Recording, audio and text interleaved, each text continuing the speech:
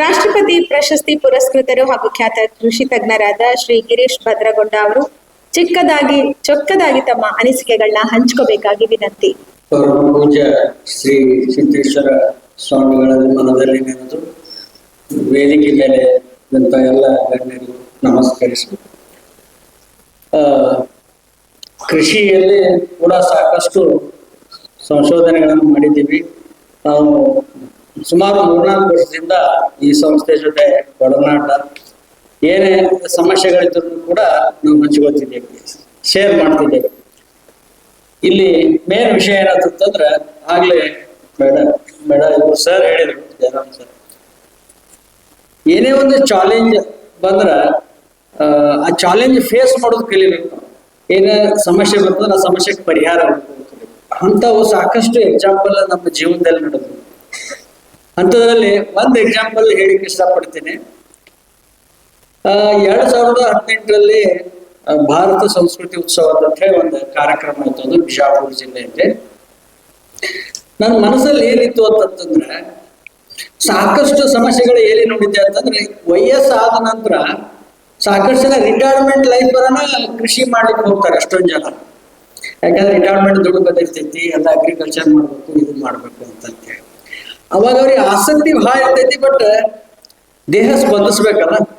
ಅದಕ್ಕೆ ಆ ನಿಟ್ಟಿನಲ್ಲಿ ಮಾಡ್ಲಿಕ್ಕೆ ಹೋಗ್ತಾರ. ಎಷ್ಟೊಂದು ಜನ ರಿಟೈರ್ಮೆಂಟ್ ದುಡ್ಡು ಹಾಕಿ ದುಡ್ಡನ್ನು ಹಾಳು ಮಾಡ್ಕೊಂಡಿದ್ದಾರೆ, ದುಡ್ಡು ಕಳ್ಕೊಂಡಿದ್ದಾರ, ಹೆಚ್ಚಿನ ನಾಲೆಜ್ ಇರಲ್ಲ. ಅದಕ್ಕೆ ಆ ಉದ್ದೇಶ ಇಟ್ಕೊಂಡು ನಾವೇನ್ ಮಾಡಿದ್ವಿ, ವಯಸ್ಸಾದ ತಕ್ಷಣ ನಮ್ಮ ಎದುರು ಮಂಜಾಗ್ತಾವ, ಕಣ್ಣು ಮಂಜಾಗ್ತಾವ, ದೇಹ ಸ್ಪಂದಿಸಲ್ಲ. ಅದಕ್ಕೆ ಆ ವಿಚಾರವನ್ನು ಇಟ್ಕೊಂಡು ಇದಕ್ಕೆ ನಾವ್ ಏನಾದ್ರು ಒಂದು ಪರಿಹಾರ ಮಾಡ್ಬೇಕಲ್ಲ ಅಂತ ತಿಳ್ಕೊಂಡು ಫಸ್ಟ್ ಏನ್ ಮಾಡಿದ್ವಿ, ಅಂದ್ರ ಕಡೆಯಿಂದ ಕೃಷಿ ಮಾಡಿಸ್ಬೇಕು. 2 ಕಣ್ಣಿಲ್ಲ ಕಡೆಯಿಂದ ಕೃಷಿ ಮಾಡ್ಬೇಕಂತೇಳಿ ಒಂದು ಪ್ರಾತ್ಯಕ್ಷಿಕೆ ಮಾಡಿದೆವು ಭಾರತ ಸಂಸ್ಕೃತಿ ಉತ್ಸವದಲ್ಲಿ. ಎಲ್ಲ ಟೆಕ್ನಾಲಜಿ ಅಭಿವೃದ್ಧಿ ಪಡಿಸಿ ಡೆವಲಪ್ ಮಾಡಿದ್ರಿಂದ ಅಂದ್ರಿಗೆ ತರಬೇತಿ ಕೊಟ್ಟು ಟ್ರೈನಿಂಗ್ ಕೊಟ್ಟಿದ್ದ ಅವರೇ ಇವತ್ತು ನೀರ್ ಹಾಯಿಸೋದು ಅವರೇ, ಗೊಬ್ಬರ ಹಾಕೋದು ಅವ್ರ, ಪ್ರತಿಯೊಂದು ಅವ್ರು ಮ್ಯಾನೇಜ್ ಮಾಡಬೇಕು. ಇದನ್ನ ಎಲ್ಲರಿಗೆ ತರಬೇತಿ ಕೊಟ್ಟು ಸುಮಾರು ಒಂದು 2 ಎಕರೆ ಪ್ಲಾಟ್ ಅಲ್ಲಿ 2 ಅಂಧರಿಗೆ ನಾವು ಅಂದ್ರೆ ದಿವ್ಯಾಂಗ ಚೇತನರಿಗೆ ಪ್ರಾಯೋಗಿಕವಾಗಿ ಟೆಕ್ನಾಲಜಿ ಕನೆಕ್ಟಿವಿಟಿ ಮಾಡಿ. ಯಾಕಂದ್ರೆ ಕಣ್ಣು ಕಾಣಿಸ್ತಿರೋದಿಲ್ಲ, ಬಟ್ ಧ್ವನಿ ಕೇಳಿಸ್ತಿರ್ತೈತಿ, ಸ್ಪರ್ಶ ಜ್ಞಾನ ಇರ್ತೈತಿ. ಇದಕ್ಕೆಲ್ಲ ಸೆನ್ಸರ್ ಇಂಟಿಗ್ರೇಟೆಡ್ ಮಾಡಿ ಅವರಿಗೆ ಆ ಕೃಷಿ ಮಾಡ್ತಕ್ಕಂಥ ಅನುಭವನ ಅಲ್ಲಿ ನಾವು ಪ್ರಾತ್ಯಕ್ಷಿಕವಾಗಿ ಮಾಡಿದೀವಿ.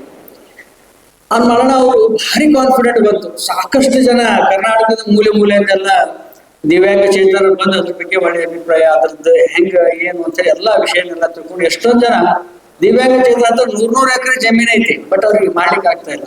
ಅದಕ್ಕೆ ಈ ತರ ಚಾಲೆಂಜಸ್ ಬಂದಾಗ ನಾಳೆ ವಯಸ್ಸಾಗಿಂದ ನಮಗೂ ಕಣ್ಣು ಮಂಜಾಗ್ತಾವ, ನಮಗೂ ಶಕ್ತಿ ಇರಲ್ಲ. ಆಮೇಲೆ ಈಗ ಹೆಂಗಂದ್ರೆ ಮುಂದಿನ ದಿನಗಳಲ್ಲಿ ಹೆಂಗಂತಂದ್ರೆ, ನಾವ್ ಎಲ್ಲಿ ತನಕ ದುಡಿತಿರ್ತೀವಿ, ಎಲ್ಲಿ ತನಕ ಕಷ್ಟಪಟ್ಟು ದುಡಿತಿರ್ತೀವಿ, ಅಲ್ಲಿ ತನಕ ಬೆಲೆ ಉಳಿಸ್ತೈತಿ. ಯಾವಾಗ ನಮ್ಮ ದುಡಿಮೆ ಕಡಿಮೆ ಆಗ್ತದೆ ಅವಾಗ ನಾವು ನೋಡೋ ದೃಷ್ಟಿಕೋನ ಬೇರೆ ಆಗ್ಬಿಡ್ತೈತಿ. ಯಾಕಂದ್ರೆ ಮೊದಲಿನ ಸಂಸ್ಕೃತಿ ಉಳ್ಕೊಂಡಿಲ್ಲ. ಮೊದಲ ಜಾಯಿಂಟ್ ಫ್ಯಾಮಿಲಿಯಲ್ಲಿ ಬೆಳಿತಿದ್ದೇವೆ, ಅಜ್ಜ ಅಜ್ಜಿ ಅದು ಯಾವ ತರ. ಅದಕ್ಕೆ ಈಗೇನಾದ್ರೆ ಸಿಂಗಲ್ ಫ್ಯಾಮಿಲಿ ಆಗಿಸಿಂದ ಆ ಫೀಲ್ ಹೋಗ್ಬಿಟ್ಟದ.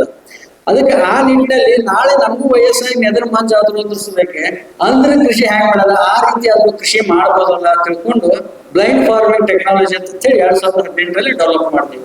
ಅದ್ರ ಜೊತೆಗೆ ಹಿಂಗೆ ಹಲವಾರು ಕೃಷಿ ಉಪಕರಣಗಳು ಮಾಡಿದ್ದೀವಿ. ಇವತ್ತು ಕೋವಿಡ್ ಅಲ್ಲಿನೂ ಕೂಡ ಸಾಕಷ್ಟು ಸಂಶೋಧನೆಗಳು, ಸುಮಾರು 8 ಸಂಶೋಧನೆಗಳು ಮಾಡಿದ್ದೀವಿ. ಇವತ್ತು ಕೋವಿಡ್ ಟೆಸ್ಟ್ ಮಾಡೋ ಲ್ಯಾಬ್ರೇಟರಿ ಕೂಡ ನಮ್ಮ ಡಿವೈಸ್ ಯೂಸ್ ಮಾಡ್ತಾರ. ಆಮೇಲೆ ಸಾಕಷ್ಟು ಇನೋವೇಷನ್ಸ್ ಇದಾವ.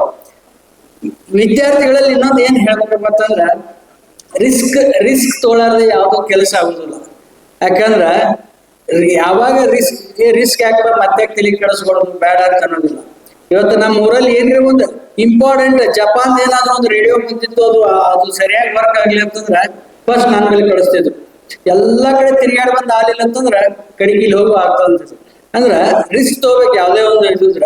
ಅದಕ್ಕೆ ಒಂದು ಕೋಟ್ ಹೇಳ್ತೀನಿ, ರಿಸ್ಕ್ ಅನ್ನ ರಸ್ ಮಾಡ್ಕೊಂಡು ಟೀದೊಳಗೆ ಎದ್ಕೊಂಡು ತಿಂದು ಬಿಡ್ಬೇಕಂತ ಅಂದಾಗ ಮಾತ್ರ ಅದನ್ನ ನಾವು ಕಲಿತೀವಿ.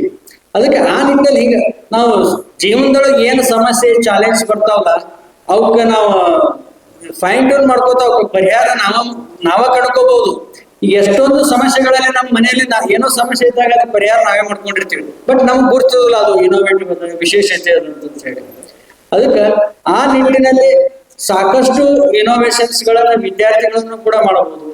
ಆಮೇಲೆ ಸಮಸ್ಯೆಯಿಂದ ಬೆನ್ನ ಹತ್ತಿ ಹೋದ್ರೆ ಸಾಕು, ಅದಕ್ಕೆ ಸೊಲ್ಯೂಷನ್ ಹುಡ್ಕೊಂಡ್ರೆ ಅದೇ ಒಂದು ಇನೋವೇಷನ್. ಕೃಷಿಯಲ್ಲಿ ಅದಾವ, ಮೆಡಿಕಲ್ ಅಲ್ಲಿ ಅದಾವ, ಇಂಡಸ್ಟ್ರಿಯಲ್ ಅದಾವ, ಪ್ರತಿಯೊಂದರಲ್ಲಿನೂ ಸಮಸ್ಯೆ ಅದಾವ. ಸಮಸ್ಯೆ ಪರಿಹಾರ ಹುಡ್ಕೊಂಡು ಏನೇ ಒಂದು ನಮ್ಮದೇ ಆದಂತ ಒಂದು ಪರಿಹಾರ ಅದಕ್ಕೆ ಕಂಡುಕೊಂಡೆ ಹೋಗ್ತಂದ್ರೆ ಅದು ಒಂದು ಇನೋವೇಷನ್, ಅದು ಹೊಸ.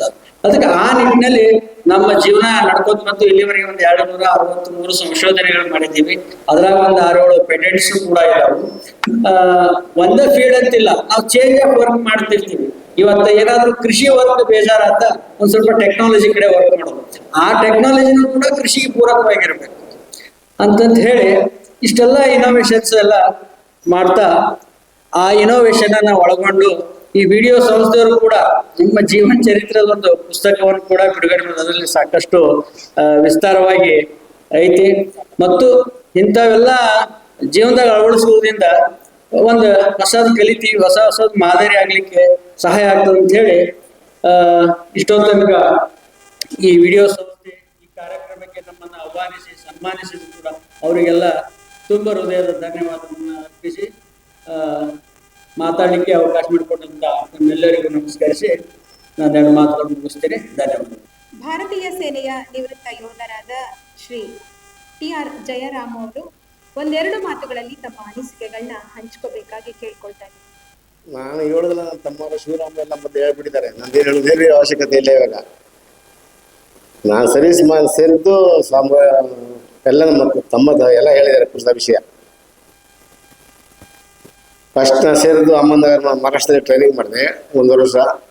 ಆಮೇಲೆ ಪಠಾಣ್ಕೋಟ್ಗೆ ಹೋದ 78ರಿಂದ ಆಮೇಲೆ 79ರಿಂದ 83ವರೆಗೂ ಜೋಧ್ಪುರ್ ರಾಜಸ್ಥಾನದಿಂದ 87 ಅಮೃತ್ಸರ್ ಪಂಜಾಬ್, 87ರಿಂದ 91ವರೆಗೂ ಬಬೀನಾ ಝಾನ್ಸಿ ಹತ್ರ.